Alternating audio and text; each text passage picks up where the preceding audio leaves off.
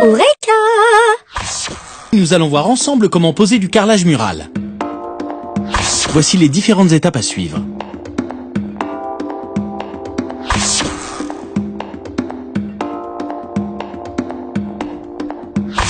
Voici le matériel dont vous aurez besoin. Du mortier-colle ou colle pour carrelage, une taloche ou une spatule crantée, une truelle, un niveau à bulles, un maillet en caoutchouc ou un marteau, une batte ou une planchette en bois, des croisillons à joint, un seau de maçon, un embout mélangeur, une auge de maçon.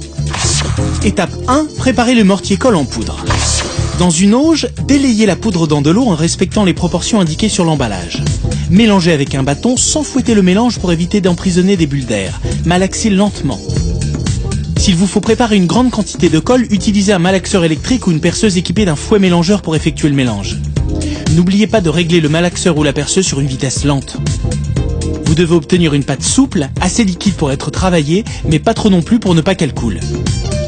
Si le mur que vous carrelez est en plâtre, faites de petites encoches dans le mur. Elles permettront au mortier-colle de mieux adhérer. Mais ne faites pas des encoches trop profondes. Étape 2, encoller le mur. Une fois que le mortier-colle est prêt, encollez le mur. Divisez le mur en surface de 1 mètre carré environ. Il est préférable de procéder ainsi pour éviter que le mortier-colle sèche avant que vous ayez posé tous les carreaux.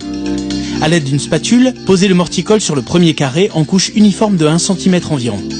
Avec la taloche crantée, lissez, puis striez la colle à la verticale et à l'horizontale pour que les carreaux adhèrent mieux.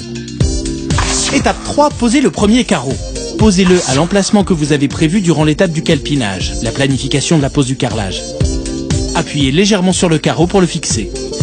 Le carrelage mural se pose à partir du bas, en prenant appui sur le tasseau cloué. La mise en place de ce tasseau aura été faite au moment du calpinage. Étape 4, placez les croisillons.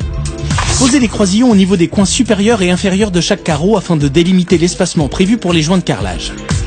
Enfoncez-les légèrement pour les fixer au mur. N'oubliez pas de retirer les croisillons avant que la colle sèche complètement. Étape 5, posez les carreaux entiers. Une fois les croisillons placés au coin du premier carreau, posez les carreaux suivants. Placez les croisillons au coin de chaque carreau, n'enfoncez pas trop les carreaux. Nettoyez les éventuelles traces de colle sur le carrelage avec une éponge humide fréquemment rincée. Lorsque vous avez posé tous les carreaux d'une même surface, encollez la surface suivante et continuez ainsi de suite. Étape 6, vérifiez la régularité du carrelage mural. Vérifiez régulièrement la verticalité et l'horizontalité de votre travail à l'aide du niveau à bulles.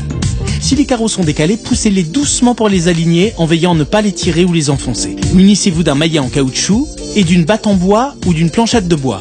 Posez la batte en biais sur plusieurs carreaux à la fois. Tapotez sur la batte avec le maillet pour mettre les carreaux au même niveau. Étape 7, collez les carreaux coupés. Vous avez posé l'ensemble des carreaux entiers. À moins que vous ayez beaucoup de chance, il restera certainement des petits espaces sur le mur qu'on appelle les rives. Il faut donc couper certains carreaux pour les mettre à la taille nécessaire et carreler les rives. Vous avez la possibilité de couper le carrelage de façon manuelle, avec des pinces spéciales, ou bien à l'aide d'une machine, une carrelette, une meuleuse d'angle, ou bien un coupe-carreau électrique. À l'aide de la taloche crantée, posez la colle au centre du carreau coupé et répartissez la colle en faisant des stries avec. Posez les carreaux dans l'emplacement prévu et enfoncez-les légèrement pour les coller. Placez les croisillons au coin des carreaux, avec la batte en bois en biais sur les carreaux, tapotez avec le maillet en caoutchouc pour les mettre au niveau du reste du carrelage. Une fois que vous avez achevé de poser du carrelage mural, laissez sécher. Il faut attendre en moyenne entre 24 et 48 heures pour que le mortier-colle soit complètement sec.